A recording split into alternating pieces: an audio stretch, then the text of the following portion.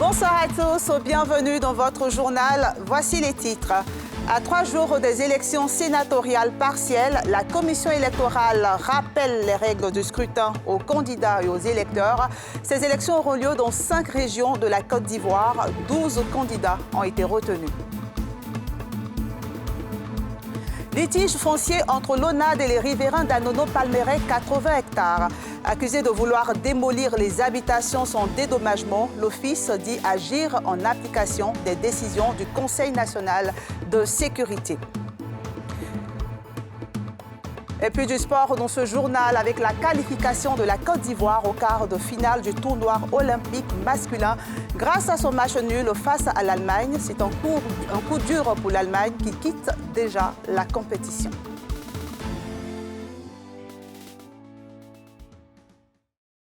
Les élections sénatoriales partielles se tiendront le 31 juillet prochain dans 5 régions. Il y a 12 candidats pour 1053 électeurs. La commission électorale indépendante se prépare pour la tenue du scrutin et souhaite une élection apaisée. Elle a rappelé les règles aux électeurs et aux candidats. Tiemedandje Arunazeba. La commission électorale indépendante se prépare pour la tenue du scrutin sénatorial partiel du samedi 31 juillet prochain. À quelques jours de cette autre élection partielle, son porte-parole décline le collège électoral et le nombre de candidats retenus. Suite au désistement de l'un des candidats, ce sont au total 12 qui ont été retenus, dont une femme et 11 hommes, qui se répartissent comme suit. 5 indépendants, 5 du RHDP et 2 du PDCI-RDA. L'électorat concerné est constitué des conseillers régionaux et municipaux.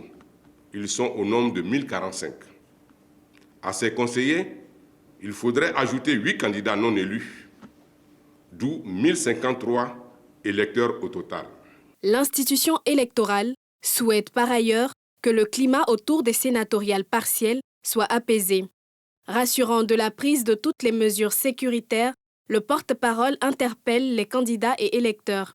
La commission électorale indépendante voudrait rassurer les candidats, les électeurs et les populations que toutes les mesures sécuritaires nécessaires sont prises en vue de garantir un scrutin paisible.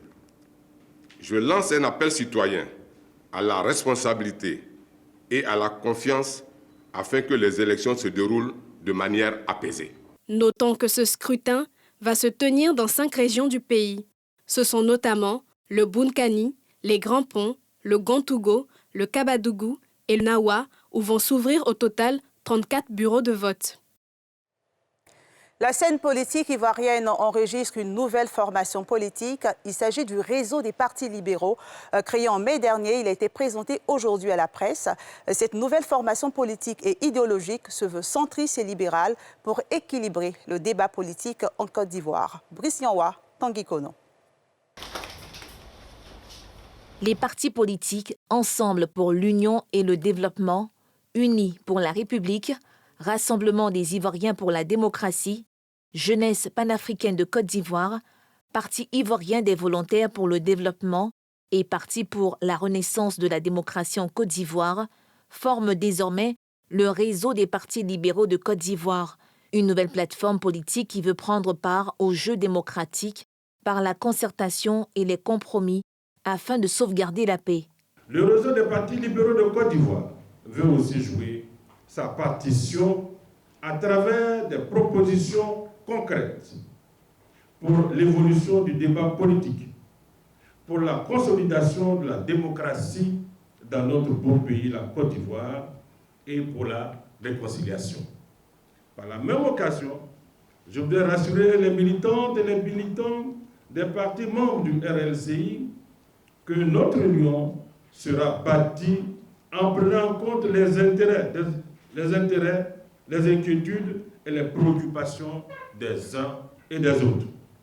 Face aux nombreux défis sociopolitiques, le RLCI dit compter sur la conscience collective de chaque Ivoirien. Nous, en tant que Parti libéral de Côte d'Ivoire, nous lançons ces défis d'amener les Ivoiriens à se parler, à se côtoyer et à aller de l'avant. Le réseau des partis libéraux de Côte d'Ivoire a été lancé le samedi 29 mai dernier. Cette première conférence marque le début de ses activités. La Direction générale des impôts a lancé une campagne d'authentification des quittances de paiement des impôts. La campagne vise à mettre des documents authentiques à la disposition des contribuables qui s'acquittent de leurs obligations fiscales. Elle se déroulera sur toute l'étendue du territoire national pendant un mois. Nadia Tanguy Kono. Durant 30 jours, à compter de ce 27 juillet, un groupe de travail de la Direction générale des impôts sera sur l'ensemble du territoire national dans le cadre de la campagne de contrôle des reçus et quittances de paiement des impôts et taxes. Une première pour la régie financière qui veut par cette action sécuriser le paiement des contribuables après des constatations de fraude. Il faut éviter que ces cas marginaux deviennent une véritable gangrène. Donc nous nous considérons à partir d'aujourd'hui comme étant en mission contre les fauteurs en notre sein qui vont faire établir des faux reçus dans un cyber, mais qui reviennent vous délivrer ça au bureau. Donc ça décrédibilise l'administration fiscale. Voilà. Mais aussi, ça va décourager certains de nos concitoyens qui aiment toujours s'arranger. Après présentation des moyens de contrôle, le ministre de tutelle Moussa Sanogo a félicité cette initiative qui s'inscrit dans la modernisation de l'administration publique. La présente campagne vise donc à s'assurer que nos contribuables qui se sont normalement acquittés de leurs obligations fiscales disposent de documents authentiques leur permettant de faire valoir leurs droits. Cette campagne de contrôle contribuera également à juguler la fraude et à renforcer le blason de nos services. Les reçus et quittances légaux sont reconnaissables par des signes tels que le QR code, la référence unique et un horodatage électronique. En plus de ces indices visibles, le client contribuable peut vérifier l'authentification de ses documents via un QR code sur smartphone ou sur le site internet e-impôt. Le rapport de cette campagne sera remis au ministre du Budget pour prise de décision et amélioration du processus pour l'optimisation des recettes de l'État. Parlons maintenant de ce litige foncier entre l'ONAD et les riverains d'Anono-Palmeraie, 80 hectares. La cause du conflit, la décision de l'Office national de l'assainissement et du drainage de construire un barrage de rétention d'eau sur un site occupé par des particuliers. Les résidents accusent l'ONAD de vouloir démolir leur habitation sans préavis ni dédommagement, ce que refute l'Office qui dit agir en application des décisions du Conseil national de sécurité. Le reportage de Yéli Traoré et de Les habitants du quartier Anono-Palmeraie, 80 hectares, ne sont pas contents.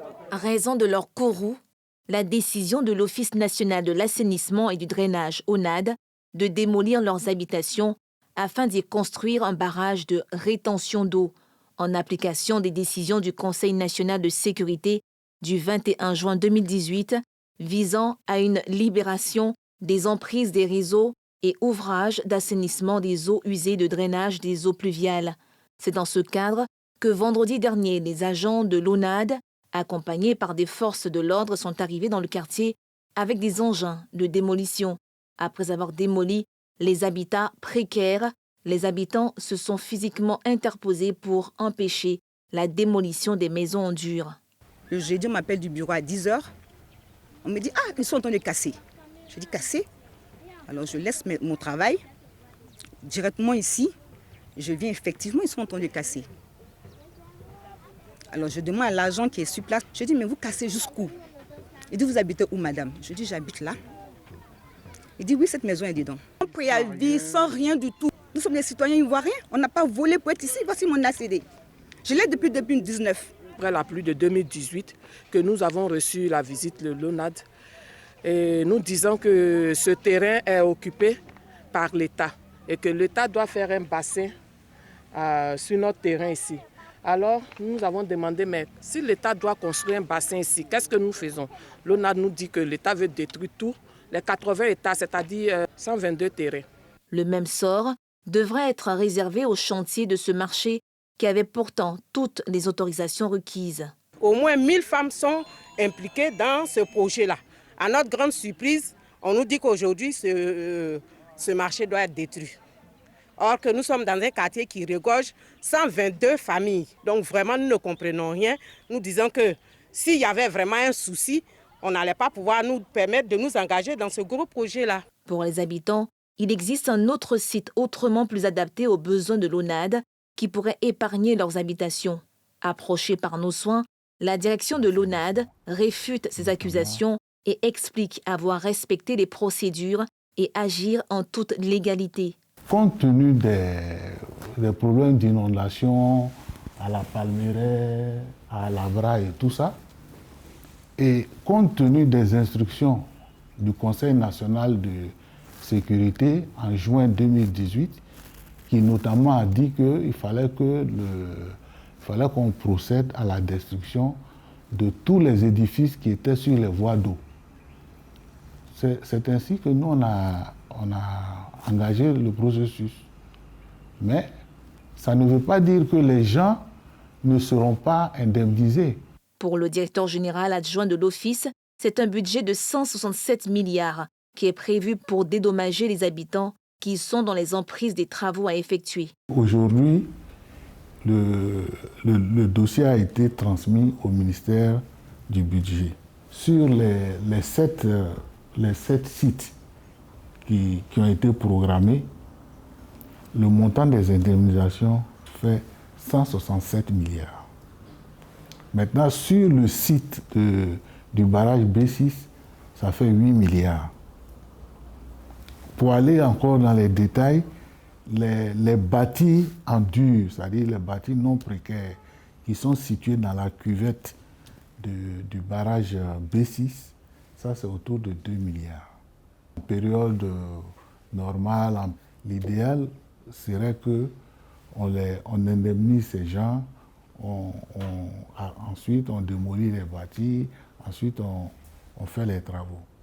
Mais aujourd'hui, l'État n'a pas les moyens de réagir immédiatement. Mais d'un autre côté, il y a l'urgence de faire face aux inondations. En attendant, les habitants d'Anono-Palmeraie souhaitent trouver un terrain d'entente avec l'ONAD en une solution qui leur éviterait de se retrouver dans la rue en pleine saison des pluies. Le monde agricole va bientôt enregistrer une plateforme numérique. L'ANADER et le PSNDA viennent de signer un accord pour la mise en place de cette plateforme digitale et vise à dynamiser toute la chaîne de valeur agricole. Pierre Dipomélin. Signature d'un accord cadre entre l'ANADER, Agence nationale d'appui au développement rural, et PSNDA, projet de solution numérique pour le désenclavement des zones rurales, et l'e-agriculture, et échange des parapheurs entre les deux structures au service du monde agricole. Il s'agit entre autres de fournir des conseils agricoles, agrométéorologiques aux agriculteurs, mais aussi de leur dispenser des formations en matière de climat et de gestion de commercialisation. Ces activités se feront au travers d'une plateforme numérique agricole. Cette convention que nous venons de signer avec le PSNDA va nous permettre, à travers les instruments digitaux, de pouvoir apporter l'information agrométéorologique, l'information sur du conseil, sur les bonnes pratiques agricoles à l'ensemble des producteurs qui sont éloignés de nos zones d'accès facile. Donc c'est encore un plus pour que le conseil agricole, qui est nécessaire à la production, qui est nécessaire pour que nous puissions avoir de bons produits, des produits de qualité, puissent être diffusés à tous ceux qui en ont besoin pour pouvoir continuer leur activité. Le PSNDA, en tout cas dans cette convention, apporte le numérique en milieu rural. Nous avons, dans ce cadre, effectué un enrôlement de 300 000 acteurs du secteur agricole dans la Maraoué et dans le Haut-Sassandra. Nous allons, en septembre, commencer un enrôlement, une opération d'enrôlement au nord, dans le Tchologo et dans le Poro. L'année prochaine, nous allons généraliser cette opération dans le nord. Les spéculations ciblées sont le riz, le maïs, le manioc, l'igname, la banane plantain, les cultures maraîchères, le karité, le poulet traditionnel et la pintade. Cette innovation devrait dynamiser l'ensemble de la chaîne de valeur, notamment producteurs, acheteurs, grossistes, transporteurs. Je vous conduis maintenant dans l'antre des élèves commandos de l'école de gendarmerie de Torogué, une école qui a désormais la double vocation de former des élèves sous-officiers et des élites militaires des théâtres complexes. Thiemé Dangé, Fulgence Siedou. Un environnement naturel de 32 hectares sur 50, au secret, jalousement gardé. À l'intérieur, des obstacles à franchir pour accomplir toute mission opérationnelle. Bienvenue dans l'antre des élèves commandos, une école avec désormais une double vocation, à savoir formation des élèves sous-officiers et celle d'une élite militaire des théâtres complexes. C'est le site d'entraînement commando. On ne forme que les commandos. Et les obstacles qu'on utilise sont des obstacles particuliers. Ces obstacles-là ont été reconstruits ici pour que ces combattants puissent déjà s'y habituer. Sur le terrain, à l'entrée de la tanière sacrée, cet obstacle. Le grimper facial. Cet obstacle a été conçu pour que tout combattant, lorsqu'il rencontrera des obstacles similaires, puisse les franchir pour pouvoir accomplir sa mission. Être gendarme commando, un rêve pour ces jeunes. Mais peu accèdent à cette formation qui impose rigueur et discipline stricte. Ces anciens élèves sous-officiers sont les heureux élus de la promotion 2021. En pleine brousse, jour après jour, ils affrontent des obstacles des théâtres d'opérations reproduits.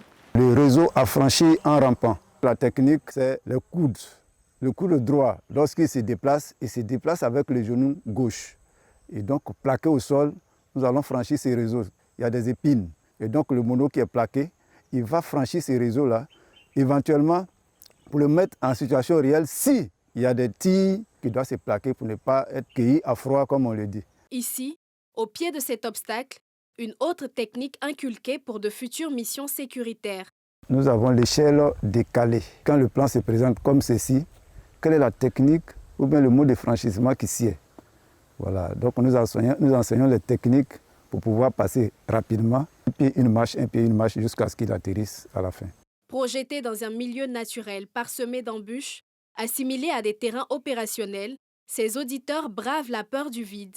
Nous sommes sur un parcours d'audace où on voit au début là-bas le pont à passerelles successives. Et le soldat qui est engagé, ça devient comme un passage obligé pour lui. Et comment franchir quand le schéma, le cas de figure se présente. Et donc les deux techniques, soit on fait une marche les deux pieds, ou alors on passe en courant. Alors on passe en courant parce que ça peut être aussi sur l'eau. Il faut pouvoir utiliser la plante des pieds pour ne pas s'enfoncer. Tour de garde, à l'arrière de cette forteresse, cet autre obstacle. Les futurs commandos doivent faire appel aux techniques enseignées. C'est la tyrolienne simple. Le mode de franchissement, c'est de se coucher sur le câble avec la jambe accrochée, une autre jambe sert de gouvernail, d'équilibre, et il va progresser en pistonnant sur la jambe accrochée. On le regarde dans la direction des marches. Face à la glissade, ce candidat au béret rouge doit faire appel à une technique particulière pour se tirer d'affaire. En basculant, comme il sait qu'il est sur une corde ou bien un câble, alors il ne va pas lâcher totalement, il va saisir le câble. Et donc, en saisissant le câble, il va faire ce qu'on appelle le rétablissement. Parmi les pensionnaires, cette jeune fille, l'une des rares à s'ouvrir les portes de ce corps d'élite à la fois réputé et redouté. Je dirais à mes soeurs de venir à la gendarmerie parce que c'est une question d'orgueil, de volonté. Tout se passe dans la tête. Et puis pour la femme, son premier mari, c'est le travail. Quand tu travailles, en tout cas, tu es respecté de tous. Tous ces exercices répondent à des attentes sécuritaires ciblées. Il peut y avoir des missions d'infiltration, des missions de sabotage, de sites sensibles. Dans le cas des figures qui se présentent, quelle technique appropriée pour passer l'obstacle? Passer l'obstacle même n'est pas la mission en soi. Voilà, on passe l'obstacle pour aller accomplir une mission. Ça permet aux gens, quand ils sont sur le terrain, d'être opérationnels. Loin des regards indiscrets, en plein air ou en brousse, Torogué continue de donner à la Côte d'Ivoire des sous-officiers et officiers prêts à assurer avec courage la sécurité des populations et du territoire. Conformément à son serment, pour la patrie, pour la loi, l'école de gendarmerie Torogué. Je vous le disais en titre, les éléphants sont qualifiés pour les quarts de finale des Jeux olympiques de Tokyo. Une qualification obtenue à l'issue du 3e match contre l'Allemagne qui s'est soldé par un nul. Et c'est contre l'Espagne le samedi prochain qu'ils tenteront de se qualifier pour les prochaines étapes. Salifi Alikwe. Les éléphants U23 ont obtenu ce mercredi une qualification historique pour les quarts de finale des Jeux olympiques de Tokyo au Japon après un match nul 1-1 face à l'Allemagne. Les éléphants se sont bien comportés dans la première partie mais n'ont pu inscrire de but, allant dans les vestiaires avec un score vierge. Dans la seconde mi-temps, suite à une pression de l'attaque ivoirienne, Benjamin Henriks marque contre son propre camp à la 67e minute.